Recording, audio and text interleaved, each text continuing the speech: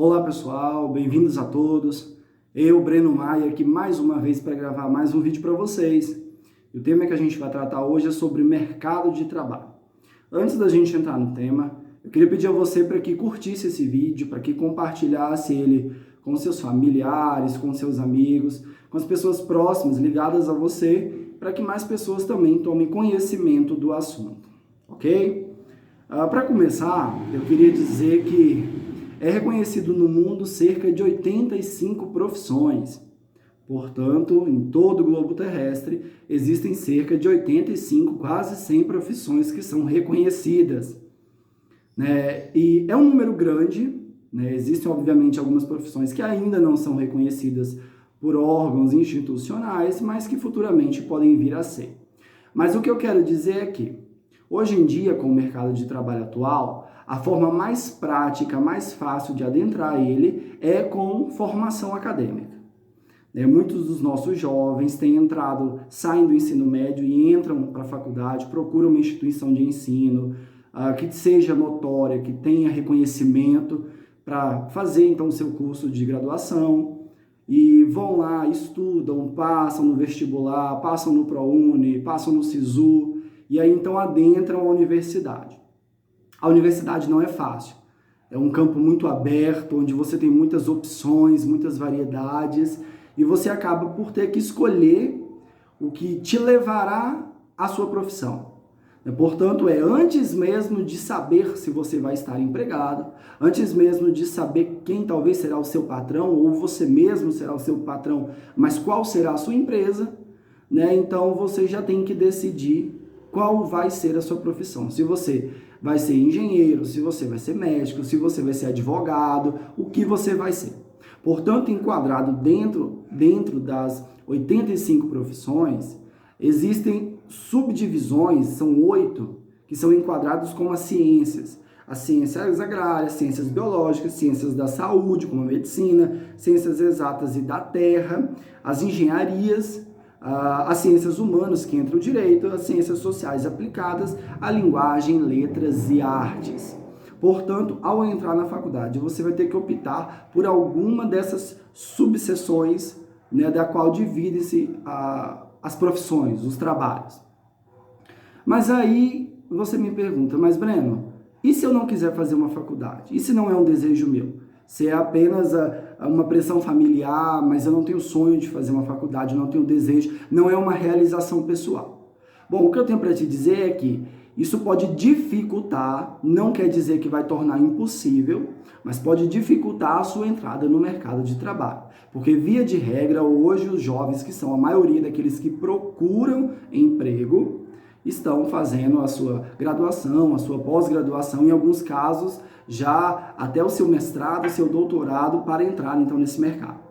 Vale ressaltar que tudo que você vai fazer na vida, você tem que olhar o seu englobo, tudo que está ao seu redor, onde você está localizado, como é a estrutura de onde você vive, Nós moramos em um país, para quem vive no Brasil, mora no Brasil, em um país de produção agrícola, produção industrial agrícola. Portanto, empregos que sejam da área da tecnologia têm uma chance muito grande de quase não ter vagas aqui. Portanto, você que vai cursar a sua faculdade, que vai optar, que vai escolher o curso pelo qual você deseja fazer, é ideal que você olhe a região, o estado, o país até em que você reside. Porque haja vista que, se você deseja trabalhar neste país e resolva fazer uma faculdade que vai te levar para trabalhar na NASA, então não é no Brasil que você deve ficar. Isso não é um empecilho para o seu sonho. Se o seu sonho é ir trabalhar na NASA, fazer uma faculdade científica dessa área que te leve a chegar lá, ok. Mas foque naquilo que você tem uma certeza de que possa te trazer algo para o futuro. E é o caso nosso, é a área de agropecuária. Portanto, vale ressaltar aqui também que, segundo o relatório do Fundo Monetário Internacional, do FMI, de 2020, o FMI fez uma pesquisa entre os mais de 100 países que são constituintes do Fundo Monetário Internacional, e nessa pesquisa ficou constatado que o Brasil, olhe bem, o Brasil está em 22º lugar no ranking de 100 de países com maior taxa de desemprego. A estimativa é que para o ano de 2021 agora, porque ainda não foi feito essa medição, para o ano de 2021 o Brasil ainda caia de 22º para 15º, ainda mais próximo do topo. Portanto, nós sabemos que nós temos 14,5%, é um número muito alto. 14,5% da população brasileira está desempregada. Dentre esses, há aqueles que estão buscando emprego, aqueles que não estão buscando emprego. Mas há, todos contam no dado, 14,5% de desempregados no Brasil. E aí se você bota então um cálculo simples, há um país com um pouco mais de 200 milhões, cerca de 214, 215 milhões de habitantes, essa porcentagem de 14,5% dá quase 3 milhões de desempregados no Brasil. É um número alto, é um número da qual governos precisam tomar uma iniciativa para diminuir drasticamente.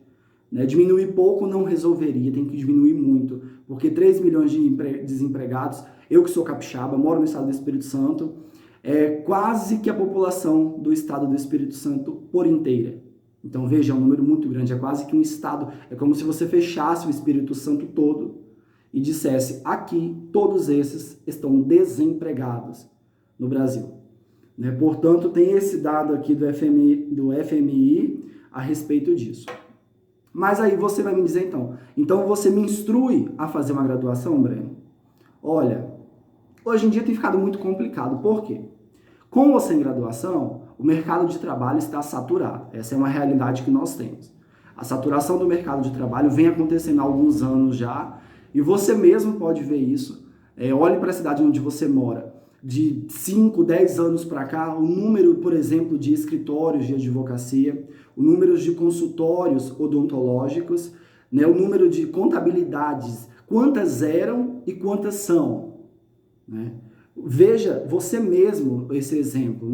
Então você começa a ver, você pensa, poxa, na minha cidade tinham 10 escritórios de advocacia há 10 anos atrás, hoje tem quase 30. Será que se eu me informar, se eu resolver atuar como advogado, ainda tem espaço para mais um escritório aqui na minha cidade? Ainda devo abrir mais um escritório aqui na minha cidade para atuar como advogado, ou como médico, ou qualquer área que você queira? Então, a saturação do mercado de trabalho, ela também é algo que traz uma dificuldade para quem se formou. Porque você vai levar em consideração que vou fazer a minha faculdade, vou estar empregado? Vou. Mas quando você encerra a faculdade, não é isso que você encontra. A verdade é que você encontra um campo aberto com muitos jogadores, onde não tem um time exato e todos querem estar com a bola. E você também vai ter que lutar por essa bola, correr atrás dela para ser a sua vez. Então todo mundo quer um lugar ao sol, mas poucos realmente conseguem obter êxito desse lugar ao sol. Uns por meritocracia, outros por creptocracia, mas a verdade é que não é fácil. O mercado de trabalho ele não é fácil há algum tempo. Vale lembrar ainda a respeito do custo. Para você que deseja então fazer a sua graduação, você que deseja ir lá investir, caso não tenha feito SISU, ProUni, caso não tenha entrado numa universidade pública ou desejou fazer numa universidade particular, você ainda tem custos. Portanto, principalmente lembrando aqueles que fazem o FIES, que utilizam-se do FIES para fazer a sua graduação e depois precisam pagar, ainda que parcelado, lembrando que o brasileiro tem costume de achar que porque parcelou não está pagando. Isso não é uma verdade. No final das contas, ele vai pagar do mesmo modo, mesmo que com um prazo maior, mas ele vai pagar. E uma hora a conta vai chegar. Se a carência é de 6 meses, se a carência é de 1 ano e meio, 2 anos, mas o tempo passa muito rápido e essa carência vai se encerrar e vai chegar o dia em que você vai precisar começar a pagar o seu ProUni. Aliás, o seu FIES. Então, dessa forma, você precisa ver. Será que a profissão para a qual eu escolhi para mim ela se enquadra no país, na região onde eu vivo? Será que os custos que eu vou ter para realizar essa graduação vão ser revestidos em um salário depois? Será que bate uma coisa com a outra? Será que a balança vai ficar igual ou vai ficar desigual? O custo vai ser muito maior e depois eu não vou ter a rentabilidade que eu espero, né? Porque existem profissões no país que elas, como eu posso dizer, elas não são levadas a sério, elas não são consideradas como profissões idealizadoras. A exemplo, né, e eu acredito que todos que estão me ouvindo e me vendo também já ouviram isso de pessoas, de que muitos não confiam, não acreditam em psicólogos, né, acham que somente quando estão loucos precisam ir a um psicólogo. Na verdade, não é. A visita a um psicólogo ela pode ser rotineira, né, e por diversos motivos. Não precisa estar louco para ir a um psicólogo. Né? Então, são profissões que acabam sendo desdenhadas, deixadas de lado. Então, às vezes, a pessoa gastou um longo período, 5 anos, se eu não me engano, de uma faculdade de psicologia, para poder estar lá, empenho, uma faculdade que também não é barata, e aí depois abrir o seu escritório, seu consultório, e não tem clientes. Porque as pessoas acham que somente loucos é que vão no psicólogo. Então, tudo isso tem que ser analisado. A saturação do mercado, e mesmo que não esteja saturado, mas se você vai conseguir atrair clientes. Se a sua profissão é uma profissão que traz cliente para você. Eu queria falar ainda também sobre jornada de trabalho. O que acontece? Muitas vezes, aquele que se formou, ele, para iniciar a vida no trabalho, ele precisa trabalhar além do normal, além das 8 horas, por exemplo, que a CLT prevê. Muitos, inclusive, nem trabalham via CLT, trabalham de outra forma. Mas essas jornadas de trabalho, elas tendem a ser exaustivas, elas tendem a consumir um bom tempo do seu tempo pessoal, do seu tempo de vida fora do trabalho, além de não te trazer, às vezes, uma remuneração como você desejava. Portanto, você pode, às vezes, ter que trabalhar em 2 empregos, né, durante a semana em um, final de semana em outro, ou em horários, pela manhã e à tarde em um, e à noite em outro emprego, e ainda assim, a soma dos salários de ambos não serem aquilo que você desejava. Existe ainda essa perspectiva. Isso acontece muito, tem acontecido com muito. Eu vejo muitos jovens que, da minha área, da formação do direito, que precisaram trabalhar tanto com o direito em si, como advogados e tudo mais, quanto também na área da educação. Tiveram que aceitar o ensino, né, dar aulas em escolas, em universidades, para fazer uma complementação salarial. Porque somente a jornada de advogado no início da carreira, para quem ainda não é conhecido, para quem não tem o nome na praça, na boca de todo mundo, quando você questiona sobre um advogado, o nome dele ainda não é lembrado. Portanto, para essa pessoa se manter, ela teve também que começar a dar aulas na universidade. Sendo que às vezes não era a intenção e nem o gosto dela, mas ela acaba tendo que ceder a esse tipo de imprevisto, porque isso é imprevisto na carreira de qualquer iniciante. Você fazer algo do qual você não tinha se proposto fazer, né? Mas a vida é assim mesmo. Ainda existe aqueles que estão fora da sua formação. Muitos formados em administração, eu vejo, muitos formados em contabilidade, em outras áreas também, têm atuado, às vezes, como lojistas. Têm atuado, muitas das vezes, como comerciante, como atendente, balconista, caixa. Portanto, é um longo tempo de formação, um dinheiro empregado naquela formação, e aí você não encontra trabalho, você não consegue manter ou abrir o seu próprio emprego, e acaba tendo que trabalhar fora daquilo. Então você veja, quando você tem um país com mais de 14 milhões de desempregados, há uma grande chance, há uma parcela muito grande de pessoas com formação que não vão conseguir atuar na área em que se formaram. Vão acabar atuando naquilo que já atuavam antes da formação, como uma forma de subsistência, enquanto se graduavam, e a graduação se encerrou, mas ele continuou ali.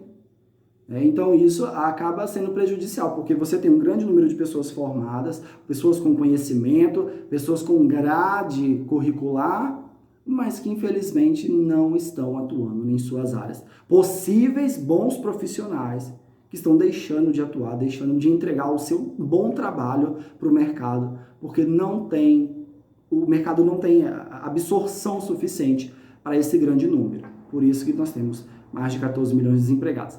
E por último, há ainda aqueles que, depois de todo esse trajeto, dessa via longa aqui de percurso, decidem então abandonar tudo, decidem ou parar a faculdade ou após realizada abandonar a sua formação e ir para outro país. No caso desses, às vezes ele consegue, a questão financeira, a realização financeira dele é atingida, é completa fora do país, ou até o nível de vida, a forma de vida com que ele leva lá também é uma realização, mas não é sempre que isso vai acontecer. Muitos são aqueles que acabam se decepcionando, imaginando que seria diferente, retornam ao seu país novamente. Portanto, tudo que você fará aqui dentro, ele também tem que ser feito lá fora. Você tem que levar em consideração que as tentativas realizadas no seu país também podem ser realizadas lá fora. Existem faculdades, existem países, olha bem, existem países que aceitam o seu diploma, por exemplo, brasileiro, lá, ele tem validade.